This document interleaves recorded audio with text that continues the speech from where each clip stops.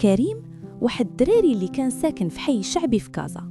كان معروف بين الناس باللي كيدير غير شي اللي ما خصوش. من صغره كان كيفشل في القرايه، كيهرب من الدار، وكان ديما كيدور على المشاكل. واحد النهار خرج للخدمه بكري وخلى الطوموبيل ديالو قدام الدار. كريم شاف الطوموبيل وقال في راسو اليوم هو اليوم، غادي نخرج مع الصحاب ونديروا واحد الدوره. الموضوع مزيان كان واحد، كريم ما عندوش حتى البيرمي، ما دار حتى واحد الدرس ديال السياقه، وما كانش كيعرف واش غادي يدير الا وقع شي حاجه. خدا المفاتح وهرب. صوت على ربيع صاحبه من صغره، اجي نشوفك قدام الحانوت ديال عمي رشيد، جبت واحد الطوموبيل ديال الوالد، غادي نخرجوا. ربيع كان شي شويه عاقل من كريم، ولكن ما يقدرش يقول لا. كان مشد معاه في الحومه من صغرهم، وكانوا كيشدوا بعضياتهم في كل شيء. جاوبوه واخا خويا انا جاي، ولكن خاصك تكون حذر، واش فهمتي؟ بعد ربع ساعه كريم وصل لربيع. طلع ربيع في الطوموبيل وقال له كريم غادي نشدوا هاني وزنيب من الدرب جديد. هاني صاحبهم الثالث، كان واحد الدراري اللي كان ديما كيبيع الكلام الزوين، ولكن من اللور كان كيخبي بزاف ديال الاسرار. وزينب بنت من الحي، كانت كتبان بحال لا ماشي معاهم، ولكن الحقيقه كانت غير داكار. لما وصلوا عندهم طلعوا في الطوموبيل. هاني قلص في المقعد الامامي وقال شوف كريم، عندي واحد الحاجه جديده غادي تعجبكم. خرج من جيبه واحد الكيس صغير فيه شي حوايج. كريم عرف داكشي واش هو، ولكن حاول يتجاهل. ربيع شافهم وبدا كيتكلم. هاني واش هاد الهضره، واش نتوما بصح؟ هاني جاوبوه هو كيضحك سير سير، الا ما بغيتيش تشاركناش، ولكن حنا غادي نديروا واحد الحاجه باش نشطوا شويه. زينب كانت ساكته، ولكن كان كيبان عليها باللي راضيه. كريم كان محتار، كان عارف باللي باه كيارو الا عرف غادي يخليه يتندم، ولكن من جهه اخرى كان بغى يبان قدام صحابه. بداو كيسوقوا في الشوارع. كريم كان كيحاول يركز، ولكن ما كانش عنده تجربه. كان كيدوز المشاة بسرعه، كان كيدوز الاشارات الحمر، وكانوا الناس كيصيحوا عليه. ربيع كان كيقول ليه كريم وقف، واش كتسحاب غادي نوقعوا في شي مصيبه؟ ولكن كريم ما كانش كيسمع.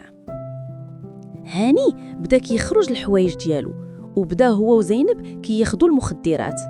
كريم شافهم وحس بواحد الضغط، بغى يكون معاهم، بغى يبان بحالهم.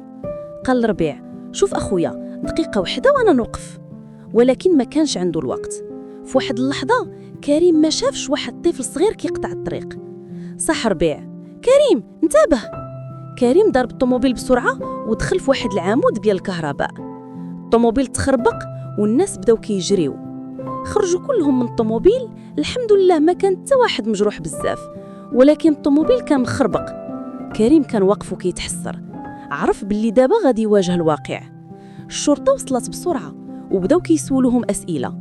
واحد البوليسي قال لكريم واش عندك البيرمي؟ كريم هز راسو بلا. واش هذه الطوموبيل ديالك؟ كريم جاوب لا ديال بابا. البوليسي بدا كيشوف الطوموبيل ولقى الكيس ديال المخدرات. واش هذه ديالكم؟ هاني حاول يهرب، ولكن واحد البوليسي شدو.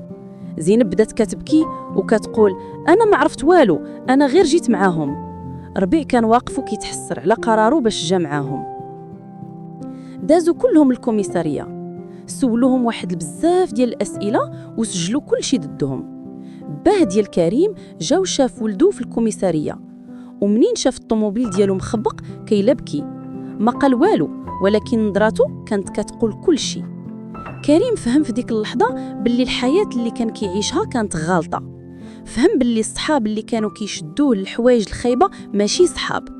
فهم باللي كل قرار كيدير عنده عواقب، وباللي هذه المره كان قريب من شي حاجه كبر من هكا. بعد ايام كريم قرر يبدل حياته. بدا كيدير متابعه نفسيه، خرج من صحابه القدام وبدا كيحاول يصلح علاقته مع والديه. الطريق كان طويل، ولكن كريم فهم باللي ما بقاش عنده اختيار. اما ربيع تعلم الدرس ديالو بالزربه، قرر يركز على القرايه ديالو ويبني المستقبل ديالو. هاني وزينب دخلوا المركز ديال اعاده التاهيل، حيت فهموا باللي المخدرات غادي تضيع حياتهم. هذه القصة ديال كريم، واحد الدراري اللي كان كيظن باللي الحياة لعبة، ولكن اكتشف باللي كل حاجة ليها ثمن. واش نتوما شفتوا شي حد قريب لكم دار نفس الغلط؟ علاش كتعتقدوا باللي الشباب كيوقعوا في هذا النوع ديال المشاكل؟ واش كتعتقدوا باللي كريم يستاهل فرصة أخرى؟ علاش أولا علاش لا؟ شنو هي النصيحة اللي غادي تعطيوها لواحد الشخص اللي كيفكر يدير نفس الحاجة؟ اكتبوا لي رأيكم في التعليقات، وما تنسوش تشتركوا الفيديو مع أصحابكم.